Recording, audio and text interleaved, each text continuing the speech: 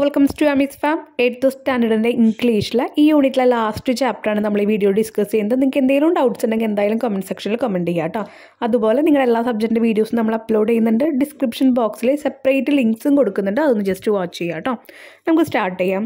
The village black Smith എന്ന് പറഞ്ഞാൽ കൊല്ലൻ എന്ന് പറഞ്ഞാൽ ഇരുമ്പ് പണിക്കാരൻ. നമുക്കറിയാം, നമ്മൾ ഈ ആയുധങ്ങൾ ഉണ്ടാക്കുന്ന ആൾക്കാരൊക്കെ നമ്മൾ ഫിലിമിൽ കണ്ടിട്ടില്ലേ, ഈ തീയിലൊക്കെ വെച്ച് ഉരുക്കി അതിനെ അടിച്ച് അതൊക്കെ നമ്മൾ കണ്ടിട്ടുണ്ട്. അപ്പോൾ അങ്ങനത്തെ ഒരാളെയാണ് ബ്ലാക്ക് സ്മിത്ത് എന്ന് പറയുന്നത്. നമുക്ക് സ്റ്റാർട്ട് ചെയ്യാം.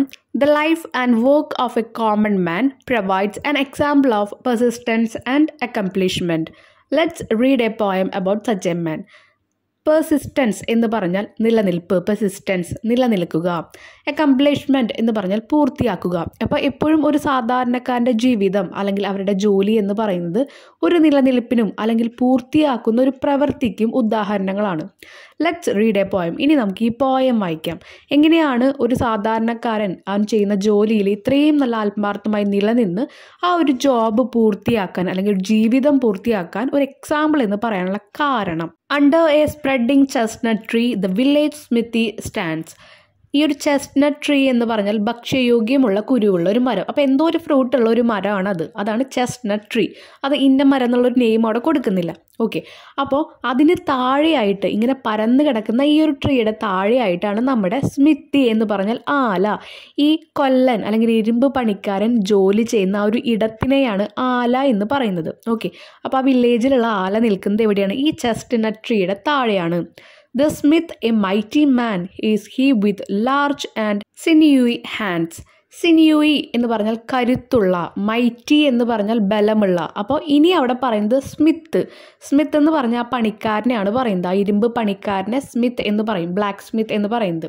അപ്പോൾ ആ സ്മിത്ത് എങ്ങനെയാണ്? എ മൈറ്റി മാനാണ്, ഒരു ബലമുള്ള വ്യക്തിയാണ്. വിത്ത് ലാർജ് ആൻഡ് സിനിയൂയി ഹാൻഡ്, കരുത്തുള്ള വലിയ കൈകളുള്ള ഒരു ബലവാനാണ് ഈ സ്മിത്ത്, ഈ ഒരു കൊല്ലൻ എന്ന് പറയുന്നത്. And the muscles of his brawny arms, brawny എന്ന് പറഞ്ഞാൽ ശക്തിയുള്ള എന്നതാണ് അർത്ഥം. And the muscles of his brawny arms are strong as iron band, ഇരുമ്പുകളുടെ പോലെ അത്രയും ബലമുള്ളതാണ്, ശക്തിയുള്ളതാണ് അദ്ദേഹത്തിൻ്റെ കൈ എന്ന് പറയുന്നത്. നമുക്കറിയാം, അവിടെ ഓരോ ലോഹങ്ങളും ഇങ്ങനെ തട്ടണം നമ്മൾ കണ്ടിട്ടുണ്ട്, ഫിലിമിലും കണ്ടിട്ടുണ്ടാവും, ചിലപ്പോൾ നേരിലും കണ്ടിട്ടുണ്ടാകും. ഇങ്ങനെയുള്ള ഓരോ ലോഹങ്ങൾ പഴിപ്പിച്ചിട്ട് അതിരുന്ന് തട്ടണമെങ്കിൽ അത്യാവശ്യം ബലം അദ്ദേഹത്തിൻ്റെ കയ്യിന് വേണം. അപ്പോൾ ഇപ്പോൾ അദ്ദേഹത്തിൻ്റെ രൂപത്തിനെ പറ്റിയിട്ട് അല്ലെങ്കിൽ അദ്ദേഹത്തിൻ്റെ ആ ഒരു ബലം, ശക്തിയെ കുറിച്ചിട്ടാണ് പറഞ്ഞുകൊണ്ടിരിക്കുന്നത് കേട്ടോ. അടുത്തതും അങ്ങനെ തന്നെയാണ് പറയുന്നത്. His hair is crisp and black and long, his face is like the tan. Crisp എന്ന് പറഞ്ഞാൽ നമ്മൾ ഫുഡൊക്കെ കഴിക്കുമ്പോഴാണ് മൊരിഞ്ഞ എന്നൊക്കെ നമ്മൾ പറയില്ലേ, അതിനാണ് ക്രിസ്പി എന്ന് യൂസ് ചെയ്യുന്നത്. ഇവിടെ ചുരുണ്ട മുടിയുള്ള ഒരാൾ അല്ലെങ്കിൽ പരുപരുത്ത മുടിയുള്ള ഒരാൾ, എണ്ണമെഴുക്കൊന്നുമില്ലാതെ അങ്ങനെ ഇരിക്കാം. ആൻഡ് ബ്ലാക്ക് ആൻഡ് ലോങ്, കറുത്ത എന്ന് പറഞ്ഞാൽ മുടി അത്രയും കറുപ്പുണ്ട്, അത്രയും ചുരുണ്ടതാണ്, വലിയ മുടിയുണ്ട്. His face is like the tan എന്ന് പറഞ്ഞാൽ തവിട്ട് നിറം എന്ന് പറഞ്ഞാൽ ചൂടേറ്റിട്ട് ആൾക്കാർക്ക് മുഖത്തൊരു കരിവാളിപ്പ് ഉണ്ടാവില്ല, അതിനാണ് ഈ ടാൻ കളർ എന്ന് പറയുന്നത്, തവിട്ട് നിറം എന്ന് പറയുന്നത്. അപ്പം മുഖം അങ്ങനെ ഒരു തവിട്ട് നിറത്തിലാണ് ഇരിക്കുന്നത്. His brow is wet with honest sweat, he earns whatever he can. ഇവിടെ പറയുന്നത് എന്താ? ബ്രോ എന്ന് പറഞ്ഞാൽ പുരികം, അദ്ദേഹത്തിൻ്റെ പുരികം നനഞ്ഞിരിക്കുക. എന്തുകൊണ്ടാണ്? വിത്ത് ഹോണസ്റ്റ് സ്വെറ്റ്, ഹോണസ്റ്റ് എന്ന് പറഞ്ഞാൽ സത്യസന്ധമായ, സ്വെറ്റ് വിയർപ്പ്, അപ്പോൾ സത്യസന്ധമായിട്ടുള്ള വിയർപ്പ് കൊണ്ട് ആളുടെ പുരികം നനഞ്ഞിരിക്കുകയാണ്. He earns whatever he can, അദ്ദേഹം എന്തൊക്കെ ഏൺ ചെയ്യുന്നുണ്ടോ, നേടുന്നുണ്ടോ, സമ്പാദിക്കുന്നുണ്ടോ, അതൊക്കെ എങ്ങനെയുള്ളതാണ്? സത്യസന്ധമായിട്ടുള്ള വഴിയിലൂടെയാണ്. അങ്ങനെയുള്ള വിയർപ്പാണ് ആളുടെ ശരീരത്തിലുള്ളതെന്ന് കാണിക്കുകയാണ്. ഓക്കെ, അപ്പോൾ ആൾ അത്രയും സത്യസന്ധനായിട്ടുള്ളൊരു വ്യക്തിയാണെന്ന് കാണിക്കാനാണ് ഈ ഒരു ലൈൻ തന്നിരിക്കുന്നത്. And looks the whole world in the face for he owes not any men. അദ്ദേഹം ഈ ലോകത്തിൻ്റെ മുഖത്തേക്ക് നോക്കുന്നത് തന്നെ അഭിമാനത്തോടെയാണ്. കാരണം എന്താണ്? അദ്ദേഹം ഒരാളോടും കടപ്പെട്ടിരിക്കുന്നില്ല എന്ന് പറഞ്ഞാൽ ഒരാളുടെ ഹെൽപ്പ് കൊണ്ടുമല്ല ആളുടെ ജീവിതം നയിക്കുന്നത്. ആൾ അധ്വാനിക്കുന്നു, അതുകൊണ്ട് തന്നെ ആൾ ജീവിക്കുന്നു. അതുകൊണ്ട് ഒരാളുടെ അടുത്തും താന്ന് നിൽക്കേണ്ട ആവശ്യമോ കടപ്പെട്ടിരിക്കേണ്ട ആവശ്യമോ അല്ലെങ്കിൽ കടം മേടിക്കേണ്ട ഒരു ആവശ്യമോ ഒന്നും അദ്ദേഹത്തിനില്ല. അതുകൊണ്ട് ആ അഭിമാനത്തിലാണ് ലോകത്തിൻ്റെ മുഖത്തേക്ക് അദ്ദേഹം നോക്കുന്നത്.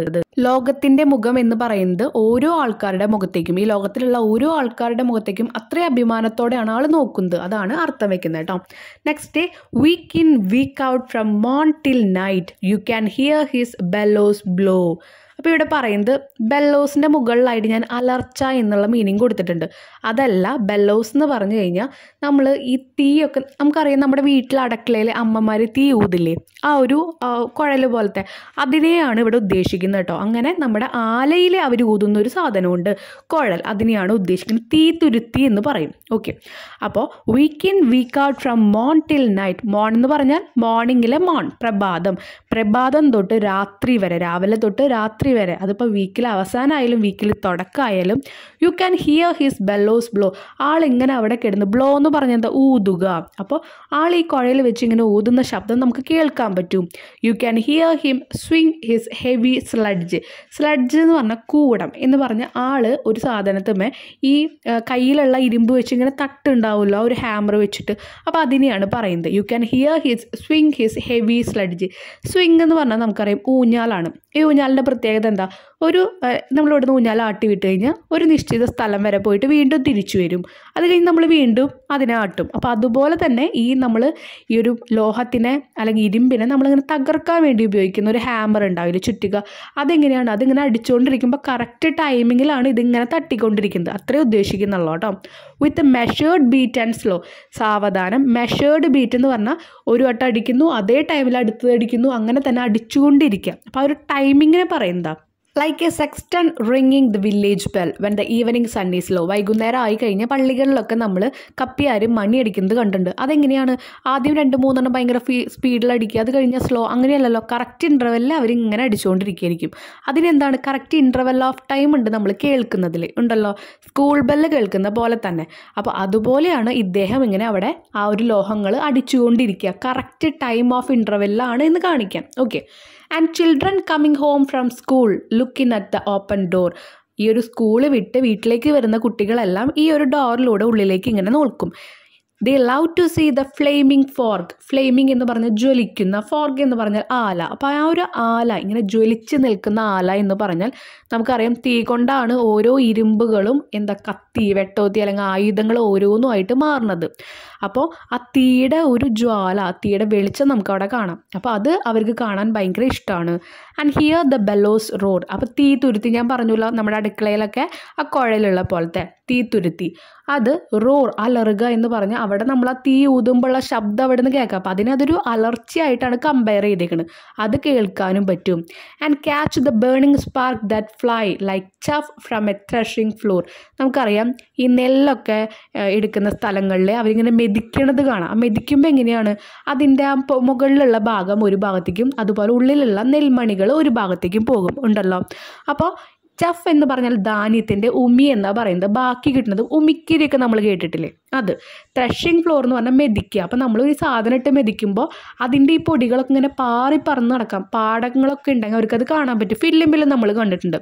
അതുപോലെയാണ് ഈ ആലയിൽ നിന്ന് ഓരോ തീപ്പൊരിയും ഇങ്ങനെ പാളുന്നത്.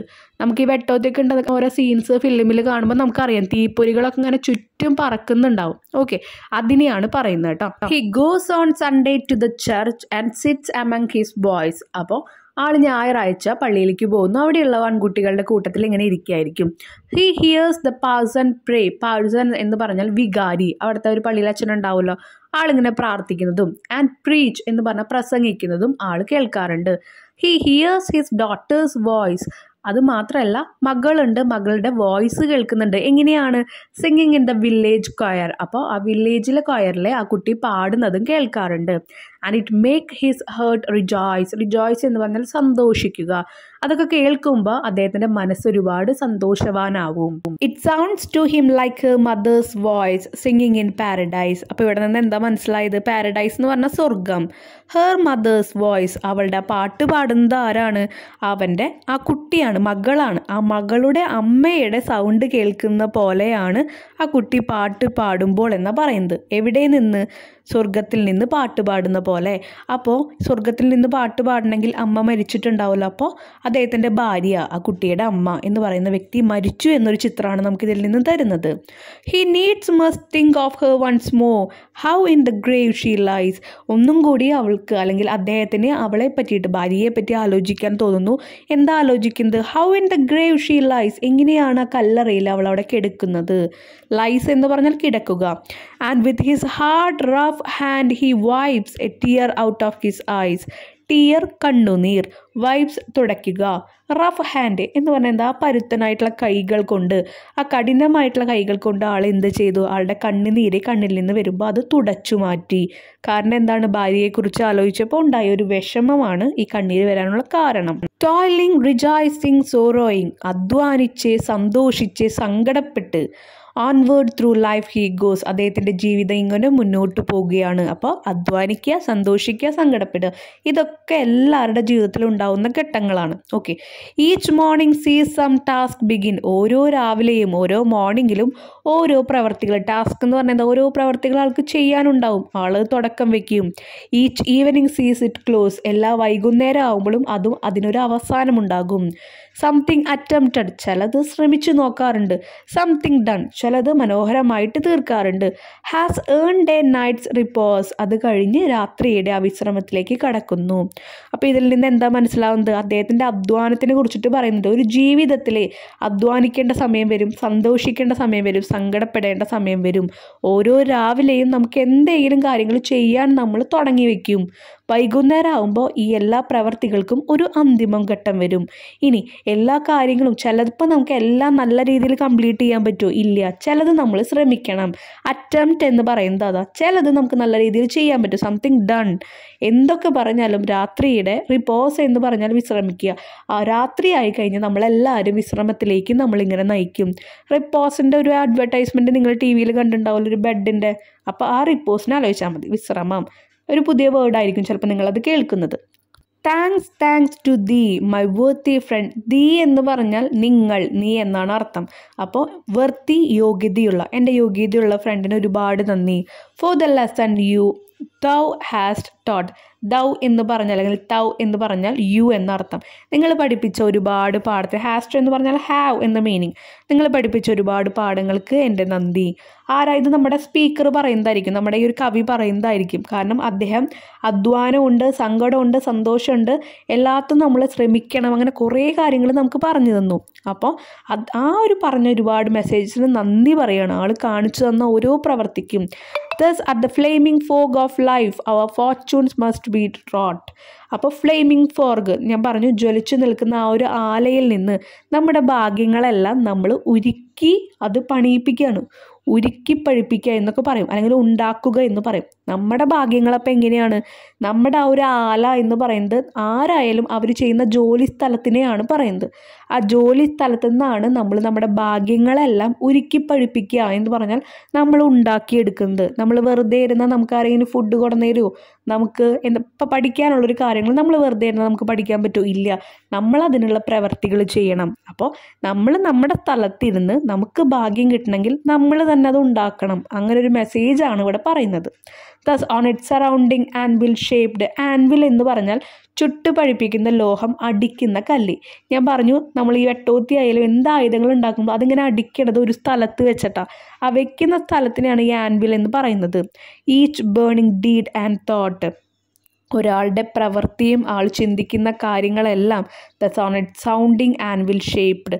ഒരു ആൻവില്ലിൽ വെച്ചിട്ട് നമ്മൾ എങ്ങനെയാണോ ഷേപ്പ് ചെയ്യണത്, ഒരു സാധനത്തിനെ ഒരു ഷേപ്പാക്കി മാറ്റാൻ ഈ ഒരു ആയുധം ഉണ്ടാക്കുന്ന ആൾക്കാരായാലും എന്തായാലും സ്വർണ്ണപ്പണിക്കാരായാലും വീട് പണിയുന്നതായാലും അതൊക്കെ ആ ഒരു രൂപത്തിലേക്ക് എത്താൻ ഒരുപാട് പ്രവർത്തികൾ ചെയ്യുന്നുണ്ട്.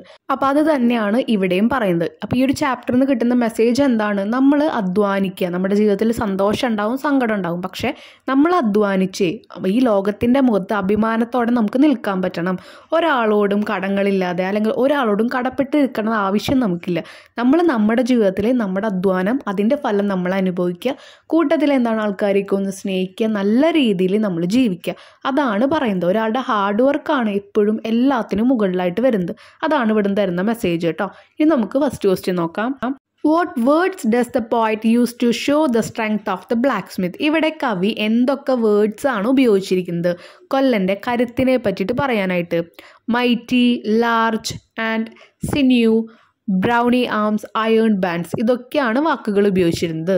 Second one, why could the black Smith look the whole world in the face? What does this suggest about the black Smith? നമ്മൾ പറഞ്ഞിട്ടുണ്ടായിരുന്നു ബ്ലാക്ക് സ്മിത്ത് അഭിമാനത്തോട് കൂടിയിട്ടാണ് എല്ലാവരുടെയും മുഖത്തേക്ക്, ലോകത്തിൻ്റെ മുഖത്തേക്ക് നോക്കുന്നതെന്ന്.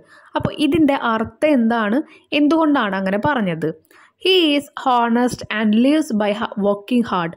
അദ്ദേഹം എന്താണ്, സത്യസന്ധനാണ്. അതുമാത്രമല്ല ജീവിക്കുന്നത് എങ്ങനെ, വർക്കിംഗ് ഹാർഡ്, കഠിനമായിട്ട് ജോലി ചെയ്തിട്ടാണ് ആൾ ജീവിക്കുന്നത്. He does not owe anyone anything. ഒരാളുടെ അടുത്തും ഒന്നിനോടും ആൾ കടപ്പെട്ടിരിക്കുന്നില്ല. അല്ലെങ്കിൽ എന്താണ്, ആൾ ഒരാളുടെ കയ്യിൽ നിന്നും ഒന്നും മേടിച്ച് പറ്റിയിട്ടില്ല. അദ്ദേഹം അധ്വാനിക്കുന്നു, അദ്ദേഹം ജീവിക്കുന്നു. Third one, what is the black smith swinging his sledge compared to. നമ്മൾ പറഞ്ഞു ആളുടെ ആലയിൽ ഇരുന്നിട്ട് ഇങ്ങനെ ആ ഒരു ഇരുമ്പുമ്മ അടിക്കുന്നുണ്ട് എന്ന് പറഞ്ഞു. ഇത് എന്തിനോടാണ് കമ്പയർ ചെയ്യുന്നത്? ഞാൻ പറഞ്ഞു നമ്മുടെ പള്ളിയിലൊക്കെ ആകുമ്പോൾ കപ്പ്യാർ എന്ത് ചെയ്യും, മണി അടിക്കും. അതും കറക്റ്റ് ഇൻ്റർവെൽ ഓഫ് ടൈമിലാണ് അടിക്കുന്നത്. അപ്പോൾ to a sexton ringing the village bell. ഇനി fourth one, the children enjoy watching blacksmith work. Give instance എന്ന് പറഞ്ഞ situation from the poem that suggest this. Identify another simile used by the poet. അപ്പോൾ children's ഈ ബ്ലാക്ക് സ്മിത്തിൻ്റെ work, ഈ കൊല്ലൻ്റെ ജോലി ഇങ്ങനെ ആസ്വദിക്കുന്നുണ്ട് കണ്ടിട്ട്. അപ്പോൾ ഇതുപോലെയുള്ള സിറ്റുവേഷൻ ആ ഒരു ചാപ്റ്ററിൽ നിന്ന് എഴുതാം. അതിൻ്റെ സിമിലി എഴുതാനാണ് പറഞ്ഞിരിക്കുന്നത്.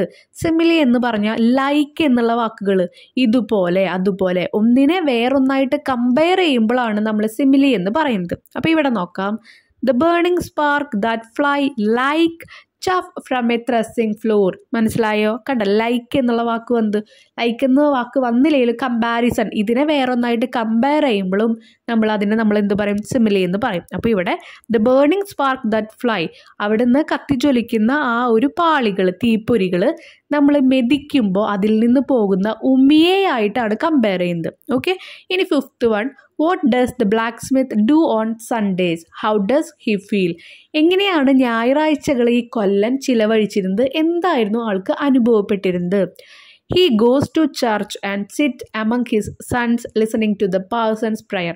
ആളുടെ ആൺമക്കളുടെ കൂടെ അവിടെ അങ്ങനെ ഇരിക്കും. എവിടെ? ചർച്ചിൽ, പള്ളിയിൽ പോയിട്ട്. എന്നിട്ട് പാഴ്സൺസ് പ്രയർ എന്ന് പറഞ്ഞ് അവിടുത്തെ വികാരിച്ചൻ്റെ പ്രാർത്ഥനകൾ കേൾക്കും. Hearing his daughter's voice in the choir. അപ്പോൾ ആ ഒരു കൊയർ എന്ന് പറഞ്ഞാൽ എന്താ, അവിടുത്തെ അവർ കാണുന്ന ആ ഒരു പാട്ട്. അപ്പോൾ ആ ഒരു പാട്ടിലെ ഡോട്ടേഴ്സിൻ്റെ വോയിസ്, മകളുടെ വോയിസ് ആൾ കേൾക്കും.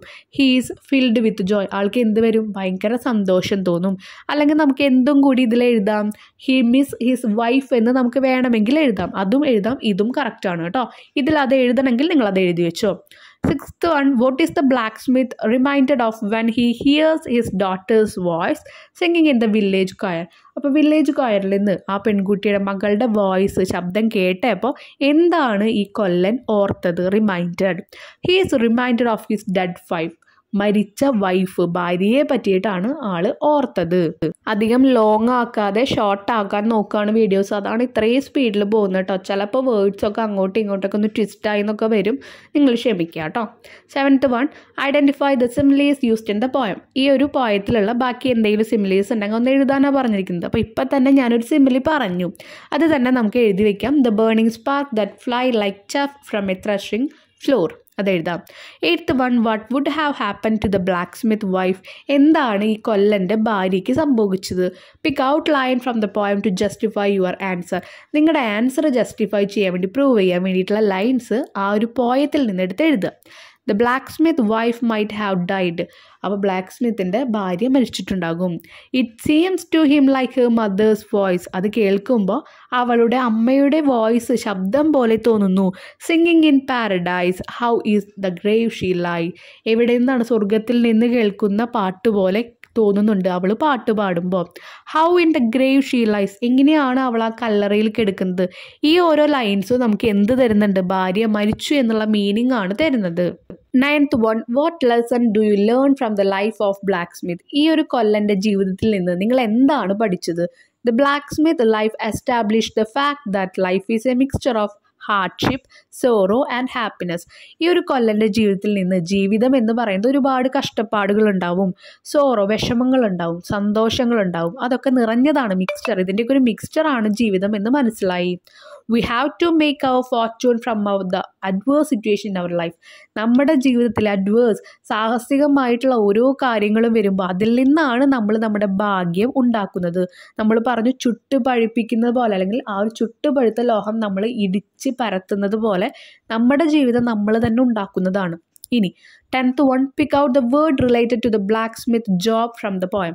ഈ ഒരു പോയത്തിൽ നിന്ന് ഈ കൊല്ലൻ്റെ ജോലിയെക്കുറിച്ച് പറയുന്ന വാക്കുകൾ ഏതൊക്കെയാണ് അത് എഴുതാനാണ് പറഞ്ഞിരിക്കുന്നത്. അതിലെ വാക്കുകൾ കുറേ ഉണ്ട്, കുറച്ച് ഞാനിതിൽ എഴുതിയിട്ടുണ്ട്. Blow, heavy, sledge, beat, flaming forge, burning spark, ആളവിടെ ഊതുന്നത്, അതുപോലെ ആളവിടെ അടിക്കുന്നത്, പിന്നെ ആളുടെ ആ ഒരു ആല, അവിടെ നിന്ന് പുറത്ത് വരുന്ന ആ തീപ്പൊരികൾ, അതൊക്കെയാണ് അതിൻ്റെ എക്സാമ്പിൾ. അപ്പോൾ ഇതോട് കൂടിയിട്ട് നമ്മുടെ ഈ ഒരു ബുക്കിലെ എല്ലാ ചാപ്റ്റേഴ്സും കംപ്ലീറ്റ് ആയിട്ടുണ്ട്. മുൻപത്തെ വീഡിയോസൊക്കെ നമ്മൾ ഓൾറെഡി അപ്ലോഡ് ആണ്. അതുപോലെ എല്ലാ സബ്ജക്റ്റിൻ്റെ വീഡിയോസും നമ്മൾ ഇടുന്നുണ്ട്. നിങ്ങൾ അതൊക്കെ ഒന്ന് വാച്ച് ചെയ്യുക. താഴെ ഡിസ്ക്രിപ്ഷൻ ബോക്സിൽ എല്ലാത്തിൻ്റെ ലിങ്കും കൊടുക്കുന്നുണ്ട് കേട്ടോ. അതുപോലെ എന്തെങ്കിലും ഡൗട്ട്സ് വരികയാണെങ്കിൽ എന്തായാലും കമൻറ്റ് സെക്ഷനിൽ കമൻറ്റ് ചെയ്യുക. നിങ്ങൾക്ക് അതുപോലെ ഇതൊന്നും മനസ്സിലാവുന്നില്ലെങ്കിൽ നിങ്ങൾ എന്തായാലും എത്രയും പെട്ടെന്ന് വേറൊരു ചാനൽ നോക്കുക കേട്ടോ. കാരണം നിങ്ങളുടെ ടൈം വെറുതെ വേസ്റ്റ് ചെയ്യണ്ടല്ലോ, അതുകൊണ്ടാണ്. അപ്പോൾ നെക്സ്റ്റ് വീഡിയോ എത്രയും പെട്ടെന്ന് അപ്ലോഡ് ചെയ്യുന്നതായിരിക്കും. വീഡിയോ ഇഷ്ടപ്പെട്ടാൽ ലൈക്ക് ചെയ്യുക. ചാനൽ ഇതുവരെയും സബ്സ്ക്രൈബ് ചെയ്തില്ലെങ്കിൽ ചാനലും സബ്സ്ക്രൈബ് ചെയ്തിടുക കേട്ടോ. താങ്ക്